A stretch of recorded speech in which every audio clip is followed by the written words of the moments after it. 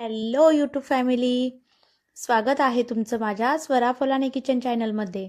तर आज आपण इथे झुणका भाकर करायला घेतलेली आहे, बघू शकता. त्यासाठी इथे आपण बाजरीचं पीठ घेतलेलं आहे. एका भाकरीचे इथे हे प्रमाण आहे. चवीप्रमाणे मीठ आणि त्यासाठी पाणी लागणार आहे. तर हे पीठ आहे, त्यामध्ये आता मीठ ॲड करायचं आहे आणि भाकरीसाठी लागणारा उंडा इथे आपल्याला मळून घ्यायचा आहे. थोडंच पाणी ॲड करत इथं उंडा आपल्याला मळायचा आहे आणि हळूहळूच मळायचा आहे, जास्त पातळही करायचा नाही आहे, बघू शकता. आणि अशा प्रकारे इथे इथे भाकरीचा उंडा हा मळला जातो.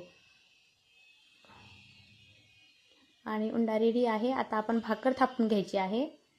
भाकर मी थापून घेतलेली आहे, बघू शकता. आणि ही भाकर आता तव्यावरती आपल्याला टाकून घ्यायची आहे. थोडं पाणी लावायचं आहे आणि खालच्या साईडने भाकर पचू द्यायची आहे. एका साईडने झाली की लगेचच दुसऱ्या साईडने होऊ द्यायची आहे, बघू शकता. छान भाकर इथे पचलेली आहे, दोन्ही साईडने झालेली आहे. आता त्याला गॅसवरती शेकून घ्यायचं आहे. व्यवस्थित असं थोडं कमी गॅसवरतीच या भाकरीला आपल्याला शेकून घ्यायचं आहे. भाकर इथे व्यवस्थित शेकून घ्यायची आहे, खालच्या साईडने पण आणि वरच्या साईडने पण. बघू शकता टमटम भाकर आपली फुगून इथे रेडी आहे.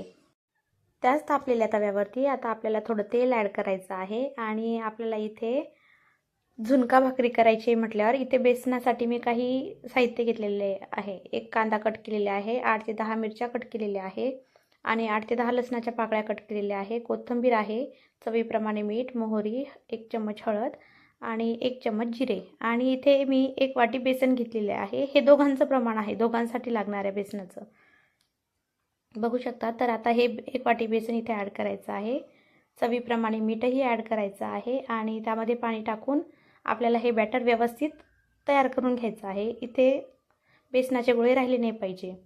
चला तर फोडणी देऊन घेऊया. जिरं मोहरी छान तडतडायला घालायची, त्यामध्ये थोडा लसूण ॲड करायचा आणि कट केलेली लाल मिरचीसुद्धा ॲड करायची आहे आणि छान असा कलर येईपर्यंत होऊ द्यायची आहे. त्यानंतर लसणाला कलर आला की लगेचच त्यामध्ये कट केलेला एक कांदा ॲड करायचा आणि कांदासुद्धा छान परतू द्यायचा आहे. कांदा परतला की लगेचच त्यामध्ये 1 चम्मच हळद आणि कट केलेली कोथिंबीरसुद्धा इथेच ॲड करायची आहे आणि छान होऊ द्यायचं आहे, बघू शकता. बेसन इथे मिक्स करून घ्यायचं, मीठ वगैरे व्यवस्थित त्याला लागते तोवर लगेच थोडं ॲड करत चालायचं आहे, खाली सांडलं नाही पाहिजे. आणि हळूहळू याला आता मिक्स करायचं आहे. तव्यावरचं बेसन म्हटल्यावर भन्नाट अशी रेसिपी आहे बरं का. आणि झुणका भाकर कोणाला आवडणार नाही, 1 नंबर लागते. सोबतच बाजरीची भाकरी म्हटल्यावर विशेष खोल, बघू शकता. अशा प्रकारे आपल्याला इथे थोडं पाणी ॲड करायचं आहे आणि हळूहळू आणखी परत या बेसनाला व्यवस्थित फेटून घ्यायचं आहे. एकजीव झालं पाहिजे, यामध्ये गोळे झाले नाही पाहिजे.